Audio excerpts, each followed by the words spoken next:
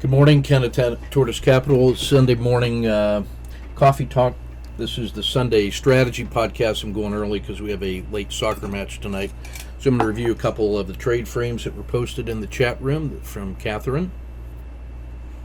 She's done some excellent work here using weeklies and dailies. Right, so this is daily on Brazil.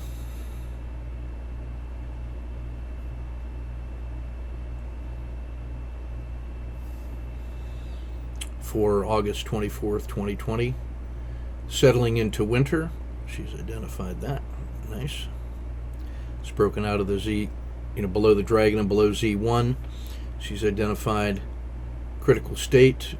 Z3 would be the place where if that breaks, it really breaks large. And then it goes back to here.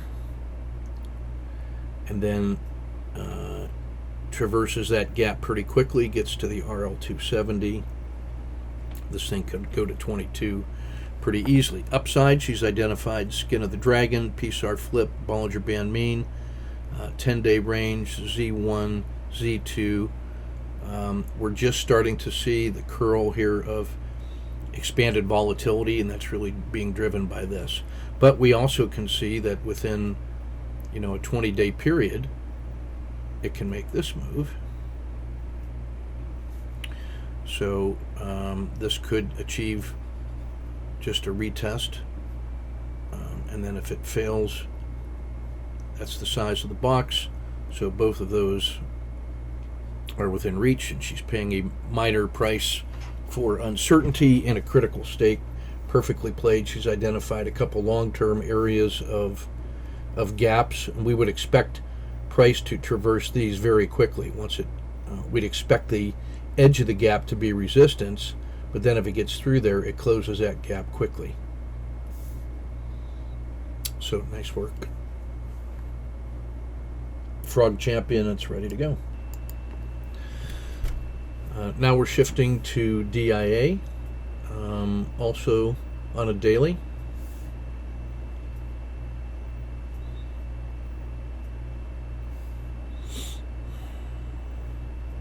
It's identified a 10-day range.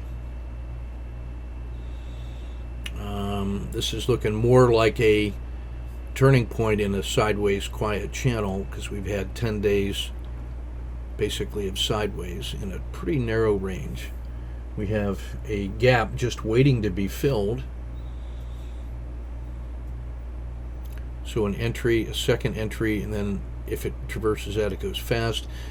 Identified a nice strong support below the belly of lower skin of the dragon and the PSAR flip. Targets Bollinger Band mean Z1, which is also the PSAR flip and the RL10 flip. Then Z2, Z3, which is the long-term VWAP. Yeah, this critical state here of summer turning to spring, or to fall, excuse me. So perfectly postured for sharp moves. The volatility has decreased so much lately that sharp breakouts to the downside would be the least surprising move to me as we get into the silly season for politics. Just a quick look at the topics we covered on the Saturday morning Q&A. We're taking a look at a background introduction here to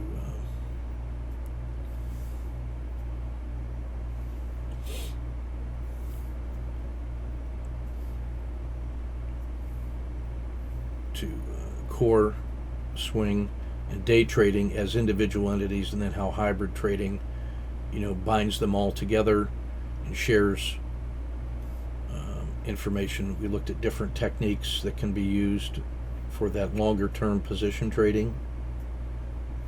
I posted the blended monthly rebalancing .doc. That's the systems definition that talks about how to use these various portfolios using a systematic approach to blended monthly rebalancing. Describe briefly the background behind ETF2 which is where we get some of those analysis tables, and talked in general how to link together core and swing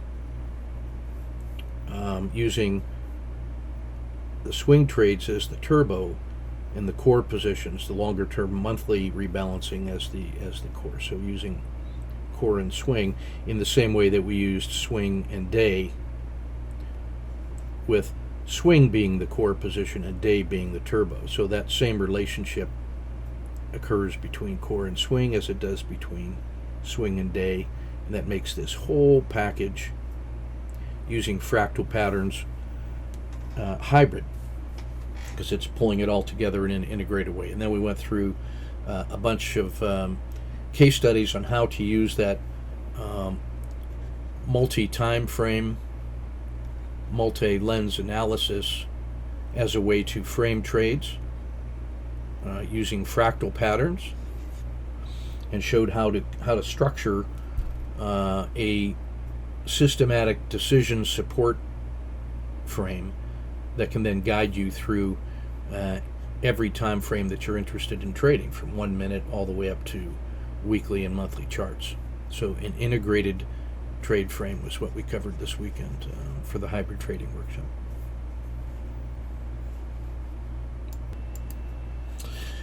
In addition, the question and answer session was geared towards ASHOC's questions on core trading and how to do the hybrid form of that, looking at katas for BMR, and this supported the hour-long Q&A session that we recorded and made available in the hybrid workshop.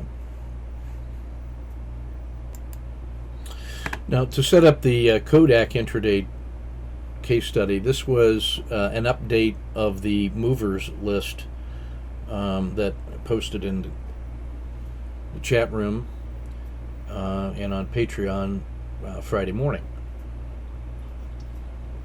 So this was about 90 minutes into the session, and one of the things that we noticed was that Kodak had moved from the bottom of the stack of interesting symbols. So this is my master herd that I'm managing, and I always track to see where the S&P is, and I sort it by percent gained time now since yesterday's close, and that will help us find the movers up and the movers down, and then place that in reference to the market. So one of the things that I noticed was that Kodak had started the day down here and then started to explode and move its way up. And once we got into the trade and were managing it, this was how far up the stack it had gone into fourth position here. And so we traded the move that went from here to there. And then I had a chance to fully document this. So I want to just show you what was going on. The first thing is that there was an incredible sideways quiet channel in a Z3 pinch going on here.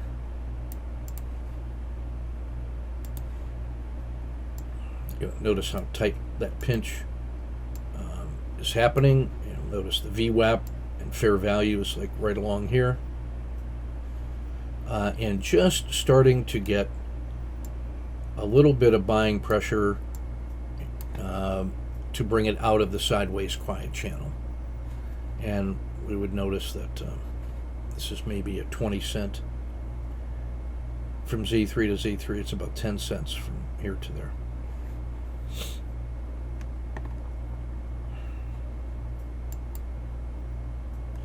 And that Z3 breakout triggers an entry in the usual way, standard work. Now the stop on this one, I'm not offended if you pick the PSAR. If you pick Z1, this Z1 almost is the previous Z3 pinch, so either one of those is fine. So that would bring us in at about, even if we use the widest stop, somewhere around $6.60.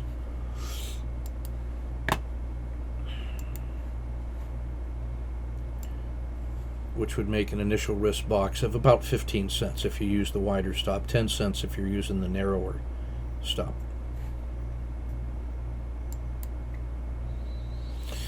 So there's our, let's just use that wider stop again. We get a nice move that fails to fail.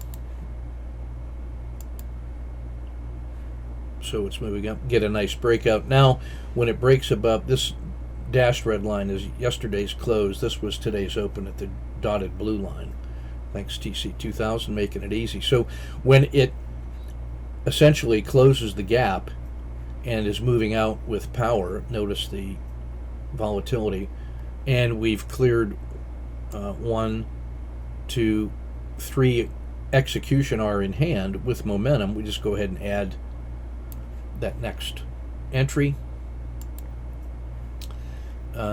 The only thing I have to do now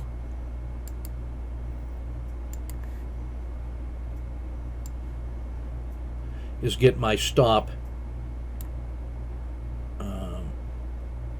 here to no lose plus dinner for 2. You know, I'm up in this area.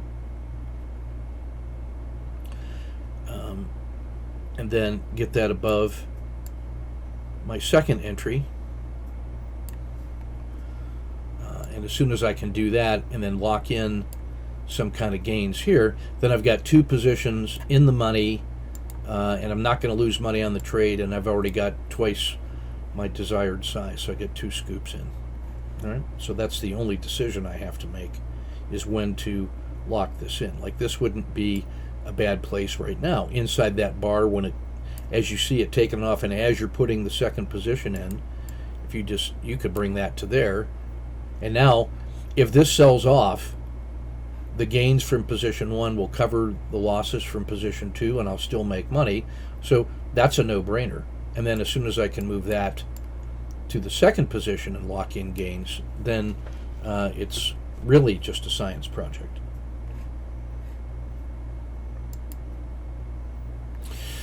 In that next bar after the second entry, this thing just explodes, and so now you just got to decide how much of this do I want to lock in.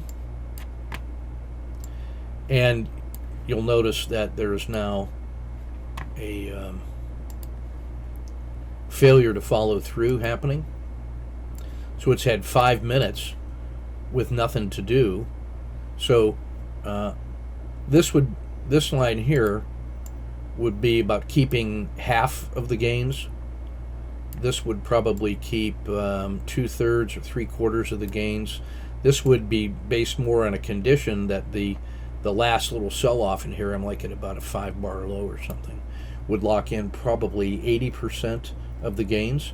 So I'll just pause the tape and decide what it is that where you want to go. I ended up taking this one. It was about 3/4 of the gain. When it violated this,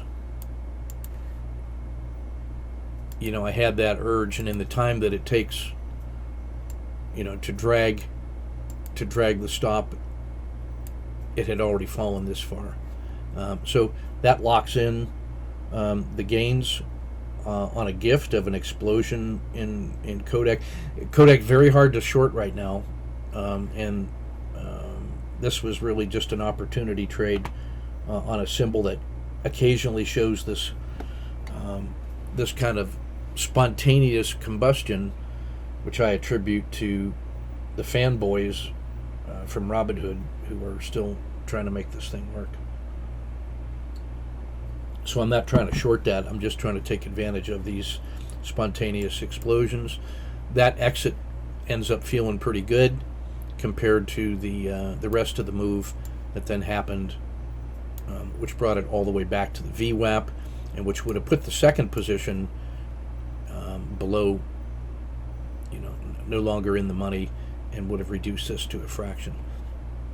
Now, shortly after this, it kind of held support and then made another minor run up in here, but I felt like I had already gotten the initial impulse and the initial burst, and so I was satisfied with that.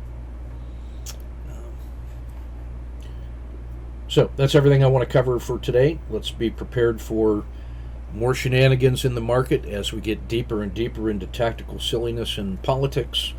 And there's going to be a lot more, surprise news events from both of the political competitors that are going to have impacts on market conditions. And I just feel like we're in the froth of politics right now. So I'm satisfied with my long-term positions of being safely out of the market. Only selected swing trades on positions that have earned markets money from intraday. Maybe 1/4 of the swing positions I would have under ordinary bull market conditions, and then continuing to focus on intraday trading to the max. All right. So I think you'll enjoy the weekend trade framing session that we did in the hybrid. It's definitely worth looking at to assess how we do that multi-time frame, multi-lens analysis and build a structured trade frame for decision making. Then I have discretion within those boxes that we drew. I think you'll enjoy that session. It also shows how you go from the daily and the weekend report to find those anomalies that support these exceptional kinds of moves. Okay? So take good care and have a great rest of the weekend. We'll see you hard at work on Monday.